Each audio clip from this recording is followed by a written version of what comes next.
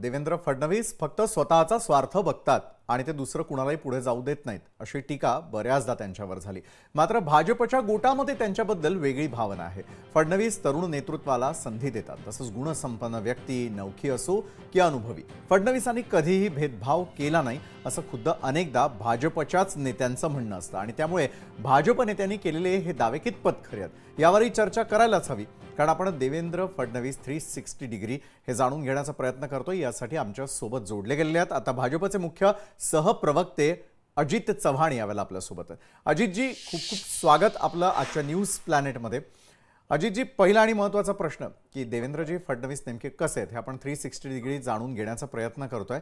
मात्र तरुणांच्या दृष्टिकोनातून त्यांचा असलेला विचार, त्याचबरोबर नवीन जे तरुण मंडळी राजकारणामध्ये येण्यासाठी उत्सुक असतात त्यावेळेला त्यांची भूमिका नेमकी कशा स्वरूपाची असते, कारण प्रत्येक क्षेत्रामध्ये सिनियर ज्युनियर हा भेदभाव असल्याचं पाहायला मिळतं। मात्र तरुणांसाठी काम करणारे नेते या दृष्टिकोनातून जर विचार केला तर देवेंद्र फडणवीस आणि तुमचे अनुभव काय आहेत? विशालजी, मी आधी खूप खूप धन्यवाद देतो आपल्याला की माझे नेते आदरणीय देवेंद्रजींच्या बाबतीत आपण राजकारण सोडून त्यांच्या गुणांवरती प्रकाश पैलू टाकणारा हा कार्यक्रम केला। त्या कार्यक्रमासाठी इतकी सुंदर स्टिंग केली, त्याच्यामध्ये देवेंद्रजींचे वेगवेगळे आयाम आपण दाखवतो, त्यामुळे आपले खूप मनापासून आभार।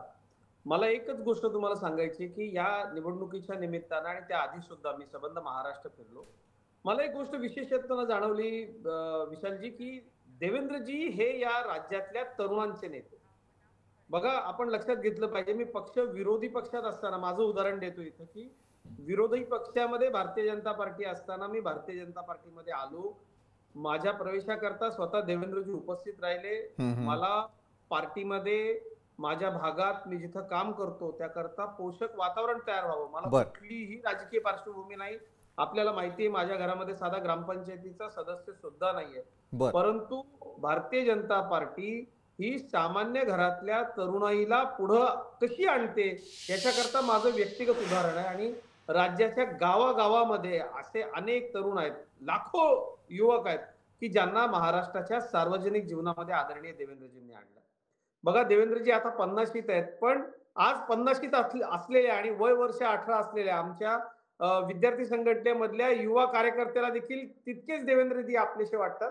आणि मला असं वाटतं की देवेंद्रजींचा हा USP आहे की कुठल्याच पक्षामध्ये, शेवटी बघा प्रत्येक पक्षामध्ये थोड्याफार प्रमाणामध्ये घराणेशाही आहे हे आपण मान्य केलं पाहिजे, पण सामान्य घरातल्या तरुणांना ज्यांना राजकीय पार्श्वभूमी नाही अशा तरुणांना राजकारणामध्ये स्थिरावण्याकरता मदत करणारा नेता आणि या दशकातला सर्वाधिक ताकदवान नेता असं माझ्या नेत्याचं वर्णन करता येईल। आणि बहुजन समाजातल्या लाखो कार्यकर्त्यांना देवेंद्रजींनी अशा पद्धतीने ताकद दिलेली, त्यामुळे मला असं वाटतं की जी जातीपातीची लढाई होती ना, जे नेते आतापर्यंत महाराष्ट्रामध्ये जाती जातीचे नेते तयार करण्यामध्ये व्यस्त होते, देवेंद्रजींनी या सगळ्याला आपल्या कामातून उत्तर दिलंय।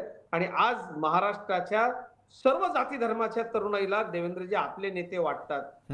देवेंद्र फडणवीस हे तरुणांचे नेते आहेत, हे त्यांनी आपल्या कामातून सिद्ध केलेले आहे। मला असं वाटतं आमच्यासारख्या सामान्य घरातल्या मुलांना राष्ट्रीय पक्षाच्या प्रवाहामध्ये आणून महाराष्ट्राच्या सार्वजनिक राजकीय जीवनामध्ये, सामाजिक जीवनामध्ये ताकद देण्याचं काम करणारे नेते देवेंद्रजी आहेत। बरं, पण मग अजितजी, यातून एक प्रश्न निर्माण होतो की राज्यातल्या राजकारणातले चाणक्य म्हणून देवेंद्र फडणवीस यांच्याकडे पाहिलं जातं, मात्र अनेक समस्यांचा सामना करत त्यांनी 2019 ते 2024चा हा पल्ला गाठण्याचा प्रयत्न केला। त्यांच्या समोर या पुढच्या काळातही, म्हणजे महायुतीचं मुख्यमंत्रीपद घेतलं आणि सगळं झालं असं नव्हे, तर या पुढच्या काळातील अनेक समस्या असतील किंवा अनेक अडचणी असतील, त्या दृष्टिकोनातून सोडवण्याची त्यांनी पूर्ण तयारी केलेली असावी का? त्याचबरोबर या अनंत अडचणींचा सामना करण्यासाठी त्याच कितपत सज्ज झालेले असतील असं वाटतं? कारण संयमी नेतृत्व असं तुम्ही सगळेजण नेहमी म्हणताना दिसून येतात, मात्र त्याचा प्रत्यय पुढच्या 5 वर्षांमध्ये येण्याची शक्यता नाकारता येत नाही। त्यामुळे अनेक असलेले चॅलेंजेस त्यांच्यासमोर पुढच्या 5 वर्षाचे कसे पाहता, त्याला हाताळण्यासाठी त्यांनी कितपत तयारी केलेली असू शकते? आणि मग तरुणाईचा प्रश्न आहेच की अनेकांच्या हाताला काम हवंय, त्या दृष्टीनं या समस्येकडे ते कसं पाहू शकतील? विशालजी, मी आपल्याला मगाशीच म्हणालो की मी राज्यामध्ये खूप प्रवास केला आणि करतो, माझ्याकडे जी दायित्व आहेत त्यातनं मला भरपूर प्रवास करण्याची संधी मिळते।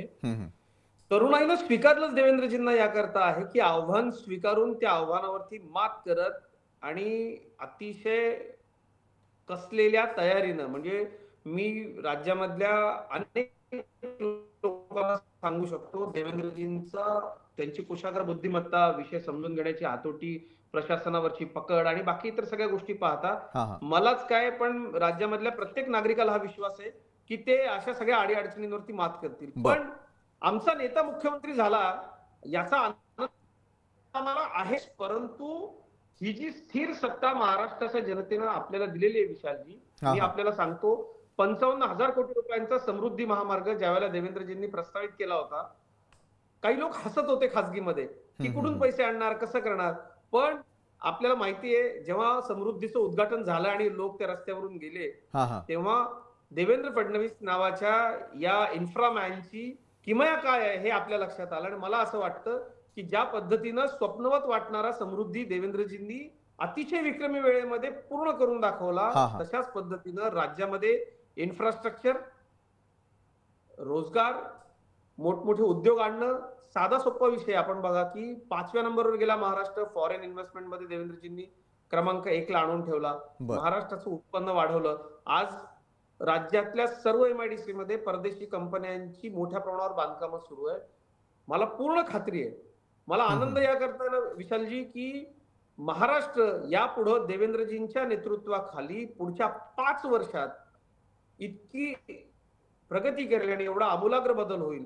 हं, हं. आपल्याला आपल्या राज्यासाठी काय चांगलं आहे, काय वाईट आहे हे राज्याच्या जनतेला कळालं आणि राज्याच्या जनतेनं महायुतीला त्यांच्या नेतृत्वामध्ये मोठं बहुमत दिलं. याचा खरंच एक तरुण म्हणून खूप आनंद होतोय, की बरं. महाराष्ट्राची प्रगती होणार. बरं, महाराष्ट्राची प्रगती व्हावी ही इच्छा व्यक्त करूयात. आणि तुम्ही देखील आमच्याबरोबर न्यूज प्लॅनेटच्या या माध्यमातून देवेंद्र फडणवीसांचा आणखी एक पैलू समजावून घेण्याच्या प्रयत्नामध्ये सामील झालात, त्यासाठी खूप खूप धन्यवाद. लोकशाही मराठी ऐका, पहा, जागरूक रहा.